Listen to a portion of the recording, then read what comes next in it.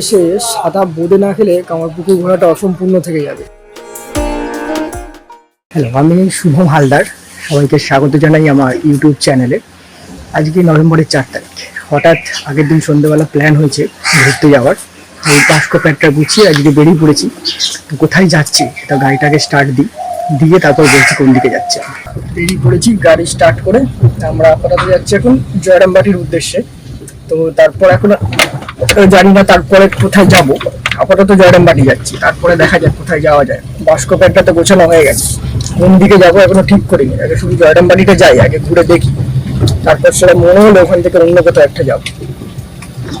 আগে যে আমাদের মেম্বার হচ্ছে, এখানে বাবা আছে, ছোট মা আছে, আর আছে দিদাকে এখন পিক আপ করতে যাচ্ছি। দিদাকে পিক আপটা করে নিই।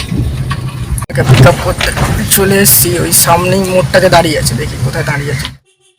দিদাকে পিক আপ করা কমপ্লিট হয়ে গেছে। বাজে এখন 7টা, বেরিয়ে পড়েছি, বাড়ির ভিতরে পড়েছি জাস্ট। এখনো আমাদের জয়রামবাটির রাস্তা আমাদের টোটাল 95 কিলোমিটার মতো। টোটাল 95 যেতে অ্যাপ্রক্স টাইম লেগে যাবে 3 ঘন্টা। পৌঁছতে 10টা বেজে যাবে।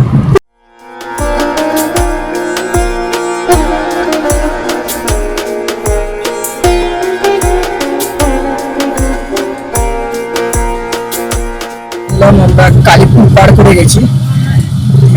সামনে হচ্ছে চাপাডাঙ্গা, দেখাচ্ছে 38 কিলোমিটার মতো। চাপাডাঙ্গাটা পৌঁছে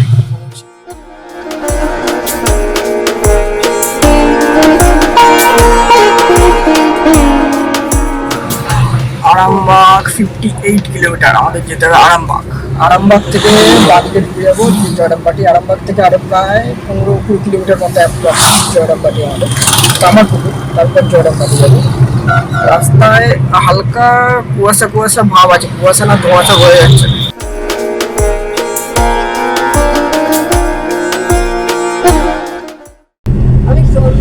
সামনে এত কুয়াশা পড়েছে, সব ড্রাইভিং স্লো হয়ে গেছে। সামনে তো একদম অন্ধকার হয়ে গেছে, সামনে কুয়াশা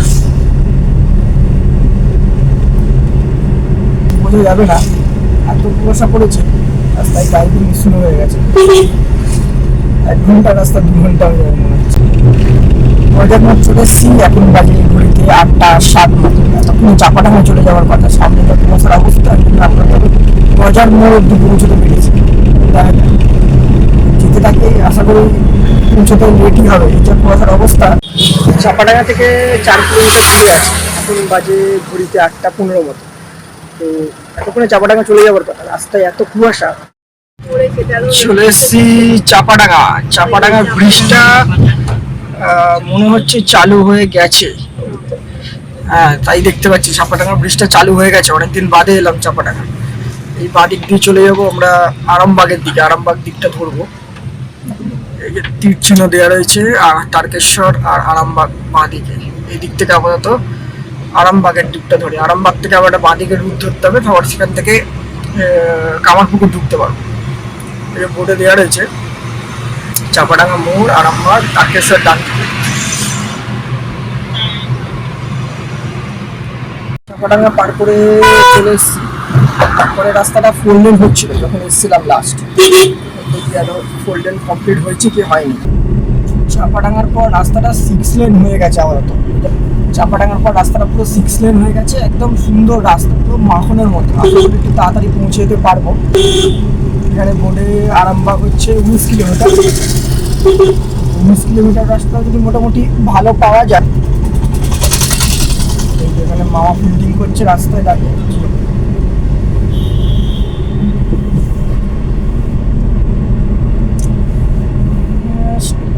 4 লেন ছিল, 6 লেন ছিল, এখন 4 লেন হয়েছে। রাস্তাটা বেটার, অনেক বেটার আগের থেকে।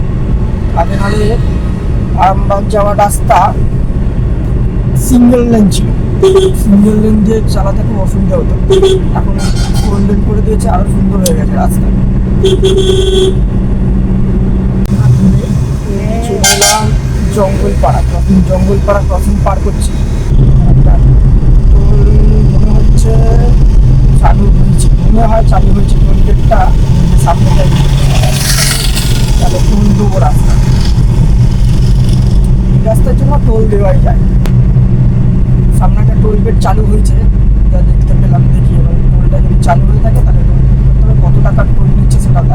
সামনে টোল চলে এসছে, টোল এখনো চালু হয়নি, সামনে এখনো টোল চালু হয়নি।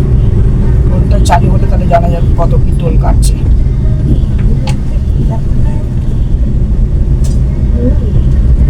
টোল এখন চালু হয়নি, টোল কিছু টোলের বুথ বন্ধ।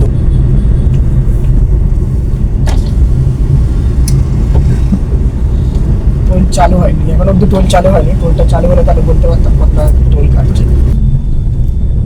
এইখান থেকে খারাপ রাস্তা শুরু হয়ে গেল, যদিও যতটা ভালো রাস্তা ছিল এখানে এখন আমার সেই পুরনো রাস্তা। এখানটা রাস্তাটা আগের মতোই অবস্থায় রয়েছে। যদি রাস্তা হয় চাপাডাঙ্গা থেকে প্রায় 10-15 কিলোমিটার রাস্তা ভালো আরামবাগ যেতে, এখন আরামবাগ 10 কিলোমিটার মতো বাকি আছে। রাস্তা আবার আগের মতো অবস্থায় ফিরে এসছে। এখন অবধি এখানে কিছু ঠিক হয়নি আগের মতো।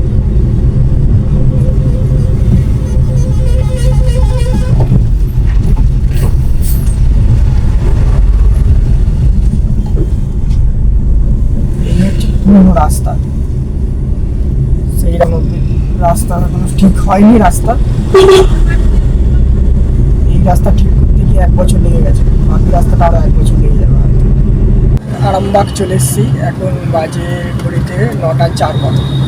এখনো আমাদের গুগল ম্যাপে দেখাচ্ছে প্রায় 17 কিলোমিটার মতো। এই আরামবাগে ব্রিজটা পার করবো, ব্রিজটা পার করে তারপরে আমরা বাদিক যাবো, বাদিক দিয়ে তারপরে কামারপুকুরের রাস্তায় ঢুকছি। আপনার চলে এসেছি কামারপুকুরের কাছাকাছি। কামারপুকুর আর 10 কিলোমিটার বাকি আছে, ম্যাপে তাই দেখাচ্ছে 11 কিলোমিটার মতো বাকি আছে।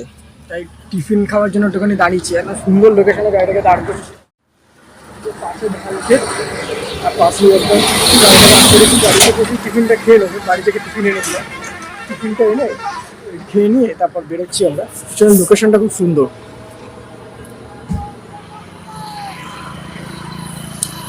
কামারপুকুর রামকৃষ্ণ মঠের সামনে চলে এসেছি, মঠের ব্যানার। আর এই ডান দিকের দোকানগুলোতে ওই সাদা জিলিপি পাওয়া যায় আর সাদা বোঁদে পাওয়া যায়।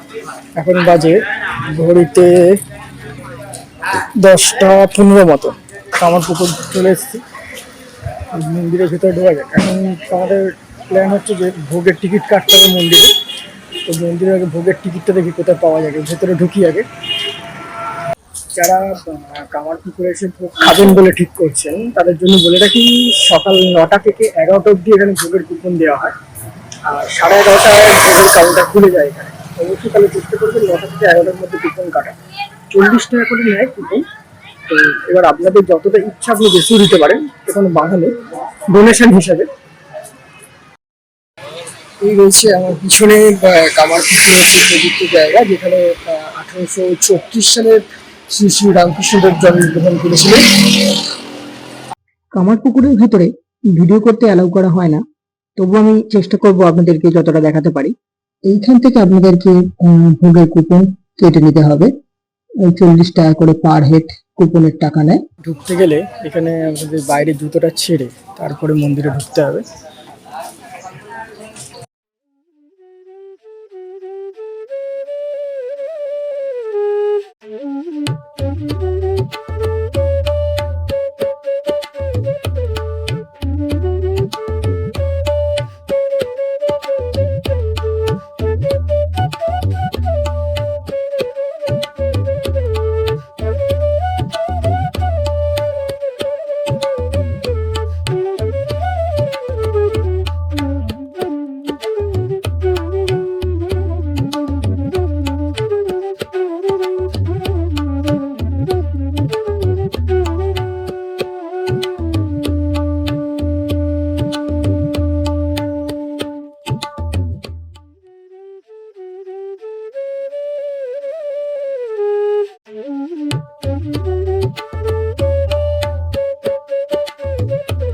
দুপুরবেলা এখানে সবাইকে বসে ভোগ প্রসাদ খাওয়ানো হয়ে থাকে।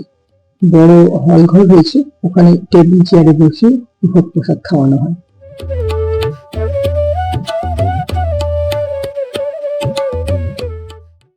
এই হচ্ছে সেই পুকুর যেটাতে সারদা মা চান করতে আসতেন। সামনে হচ্ছে রামকৃষ্ণ মঠ, যেটা একদম উল্টো দিকেই।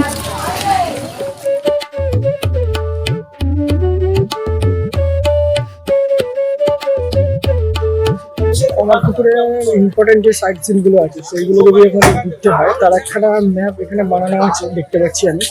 যাদের ম্যাপটা লাগবে তারা স্ক্রিনটা পজ করে নিয়ে নেবেন অবশ্যই। এই দাদা আমাদের যে টোটো করে সাইট সিন করাবে কামারপুকুরের, তো দেখা যাচ্ছে যে সাইট সিন করাবে। আমাদের সঙ্গে আজকে দাদাকে পেয়েছি, তোমার নামটা একটু বলে দাও। অমিত মাল। তাও আমাদের সাইট সিনটা করাবে কামারপুকুরে। কি কি সাইট সিন আছে করবো কামারপুকুরে? এটা লোকাল সাইট সিন লোকালটা আছে, ঠাকুর যেখানে শিবসে যাত্রা করেছিলেন সে পাইন বাড়ি, ঠাকুরের পাঠশালা, ঠাকুর যেখানে পড়াশোনা করেছেন, লাহাউদের বিষ্ণু মন্দির, লাহাউদের দুর্গা মন্দির, কামারপুকুর গোপেশ্বর শিবের মন্দির, ধনিকামানির বাড়ি আর চিনিসাকারের বাড়ি, এটা লোকালটা আছে। আর দূরে আছে দেরেক গ্রাম, মুকুন্দপুর গুরু শিবের মন্দির, মা বিশালক্ষীর মন্দির, মানিক রাজার বাড়ি, ভূতির খাল, ভূতির শ্মশান, এগুলো হচ্ছে দূরে। আজকে কাছের গুলো দেখবো, আজকে এখন যেটা দেখবেন সেটা কাছের গুলো দেখবো। আমার পিছনে সেটা হচ্ছে পাইন কুঠি, এখানেই রামকৃষ্ণদেব যাত্রা করেছিলেন সেই অনুযায়ী, আর এখানে যাতায়াত ছিল রামকৃষ্ণদেবের, সেই অনুযায়ী জায়গাটা একটু ফেমাস, সেটাই দেখে গেলাম এইমাত্র।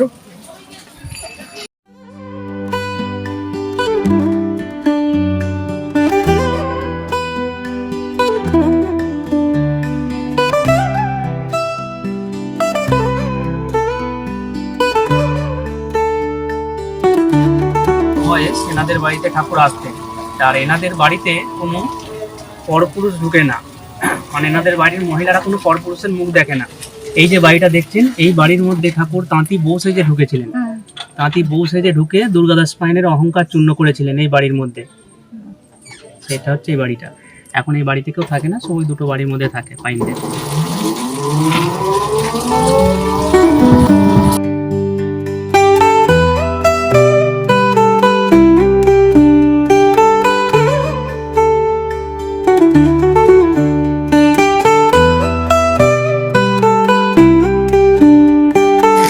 ঠাকুরের যখন 5 বছর বয়স, এই পাঠশালাতেই ঠাকুরের মা টান টান করিয়ে ঠাকুরকে পড়াশোনার জন্য দিয়ে যেতেন। যখন ওনাকে যোগ দিতেন তখন উনি যোগ করতেন, যখন বিয়োগ দিতেন তখন এই সাইডে লাহোরে বিষ্ণু মন্দির আছে, সেই বিষ্ণু মন্দিরেতে যে মা কালীর ছবি আঁকতেন।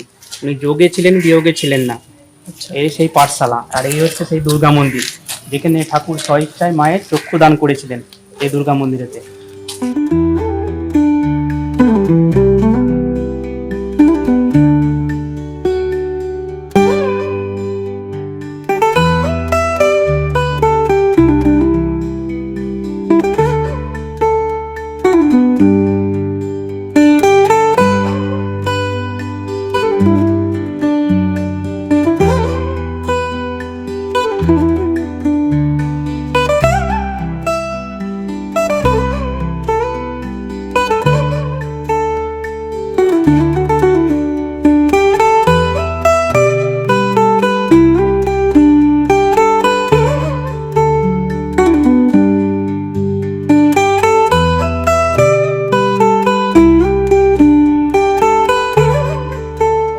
লাহাউদের 3তলা বিষ্ণু মন্দির, এর আন্ডারগ্রাউন্ড আছে, উপরে একতলা আছে।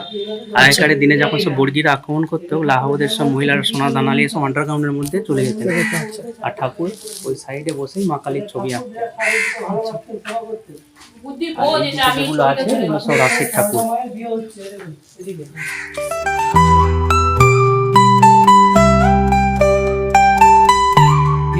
ধন্যাদায় না খেয়ে না দে। তারপরে স্বয়ং শিব ওনাকে দেখা দিয়ে বলেন যে তোর ছেলে মা ভবতারিণীর জন্য পাগল, তুই বাড়ি ফিরে যা। তারপরেই চন্দ্রামণি দেবী বাড়ি ফিরেন। এই সেই গোপেশ্বর শিবের মন্দির।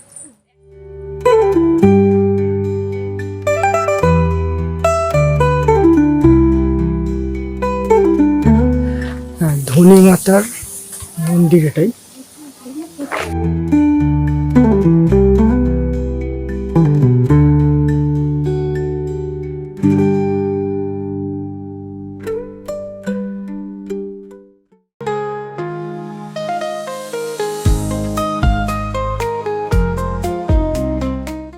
এখানেতে 15 দিন মেলা বসে এই জায়গাতে, আর ঠাকুর এখানেতে সাধনা করতেন। ঠাকুর যখন সাধনা করতেন, ঠাকুরের কাছে সব ভূতেরা আসতেন মুক্তির জন্য। ঠাকুর মাঝে মাঝে মিষ্টির হাঁড়ি নিয়ে আসতো, সেই মিষ্টির হাঁড়ি এখানেতে শূন্যতে ভাসতো। ওইটা হচ্ছে শ্মশান, এটা হচ্ছে ভূতির খাল। হ্যাঁ।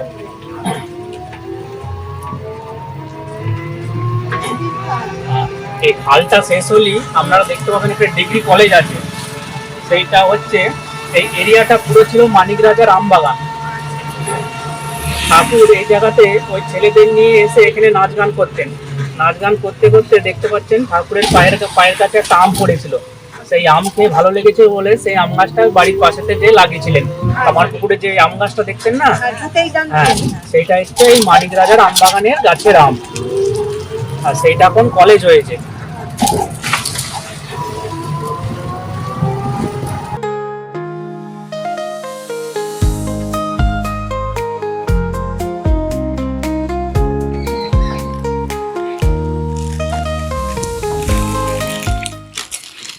এই হচ্ছে মানিক রাজার দুর্গা মন্দিরটা, আর পিছনের দিকে রয়েছে এই পাশে রয়েছে জোড়া শিব মন্দিরটা। আর এই হচ্ছে মেন গেট। দুর্গা মন্দিরটা ভেঙে গেছিল, তাই নতুন করে আবার কনস্ট্রাকশন হয়েছে। আর পুরনো যে রাজাদের বাড়িটা ছিল সেটা এখানে রয়েছে, ভগ্নাবশেষটা পড়ে আছে।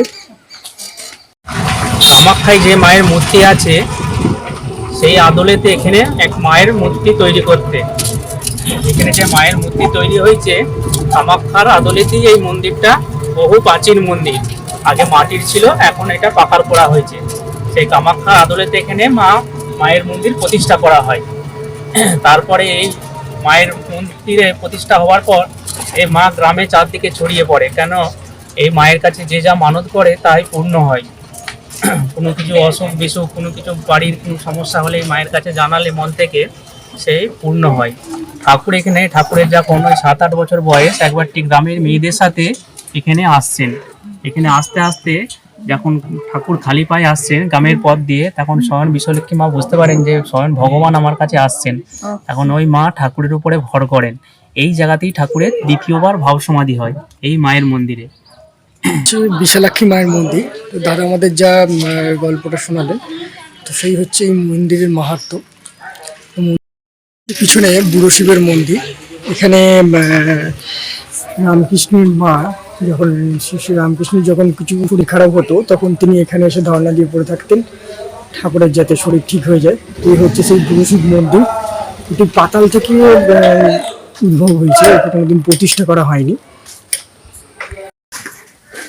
আমরা এখন চলে এসেছি দেড়ে গ্রাম বলে, যেটা হচ্ছে রামকৃষ্ণ দেবের একটা পৈতৃক ভিটে বলছে যেটাকে। আর পিছনে যে মাটির বাড়িটা দেখতে পাচ্ছেন, এখানেই রামকৃষ্ণ দেবের বাবা থাকতেন এই মাটির বাড়িটাতে। শ্রী রামকৃষ্ণ দেবের পিতামহকে এখানেই দাহ করা হয়েছিল, সেই জায়গাটাতেই শিব মন্দির তৈরি করা হয়েছে পরে। এই হচ্ছে সেই শিব মন্দির, আর এই হচ্ছে শ্রী রামকৃষ্ণের পৈতৃক ভিটে। একদম উল্টো পাড়েই রয়েছে শিব মন্দিরটা। এসে সাদা বোঁদে না খেলে কামারপুকুর ঘোরাটা অসম্পূর্ণ থেকে যাবে। এই চলে এসে সাদা বোঁদের দোকানে, সাদা জিলিপি আর বোঁদে পাওয়া যায় দোকানে।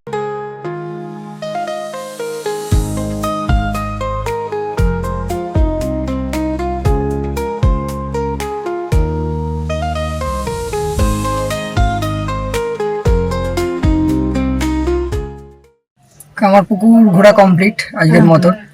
এখন ঘড়িতে বাজে 2:02 এইখান থেকে গুগল ম্যাপ সেট করেছি, জয়রামবাটি দেখাচ্ছে 5.3 কিলোমিটার মতো।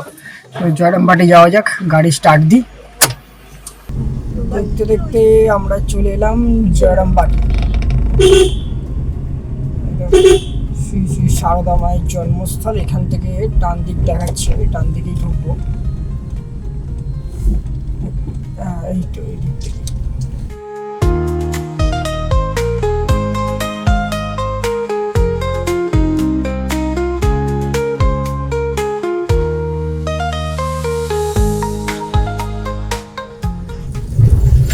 দেখতে দেখতে চলে এলাম জয়রামবাটি।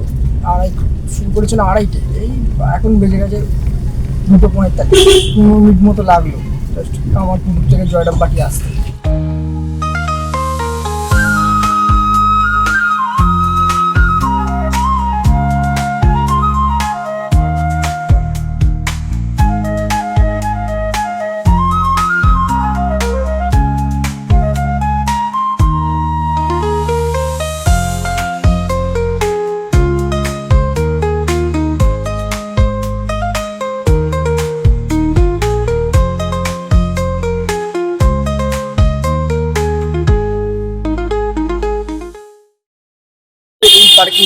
গাড়ি রাখতে পারবেন। পার্কিংটার রাস্তাটা জাস্ট এইখান থেকে এসেই ডান হাতে পড়বে মন্দির যেতে, শ্রী শ্রী মাতৃ মন্দির যেটা, সেই মন্দির ঢুকতেই ডান হাতে গাড়ির পার্কিংটা করবে। এখানে গাড়ি এই জয়রামবাটিতেই শ্রী শ্রী সারদা মায়ের জন্মস্থান। 1853 সালে জন্মগ্রহণ করেছিলেন তিনি। আর এখানে জয়রামবাটিতে মাতৃমন্দির দর্শন করতে এলে এটা লক্ষ্য রাখবেন যে দুপুরবেলা বন্ধ থাকে 1টা থেকে 4টে অবধি মন্দিরটা। চেষ্টা করবেন সেই টাইমটাতে না আসার। 4টের পরে আবার মন্দির খুলবে। আমরা চলে এসেছি যদিও এখন বাজে 3:10। এখন মন্দির খুলেনি। 4টের সময় মন্দিরের গেট ওপেন হবে, তখন ঢুকবো মন্দিরের দিকে।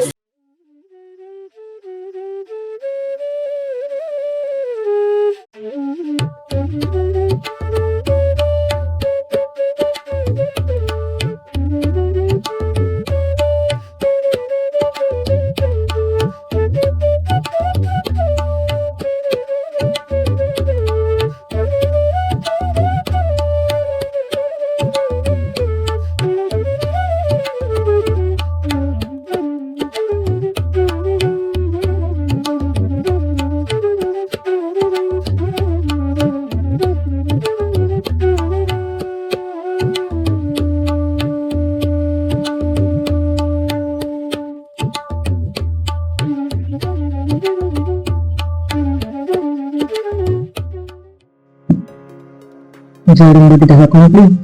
আমরা এবার বেরিয়ে পড়েছি, না বাড়ির দিকে যাচ্ছি না, আমরা যাচ্ছি বিষ্ণুপুরের দিকে। আজকে রাত্রিটা বিষ্ণুপুরে থাকবো, পরের বিষ্ণুপুরটা পুরো দেখবো, দেখে তারপর বাড়ির পথে রওনা।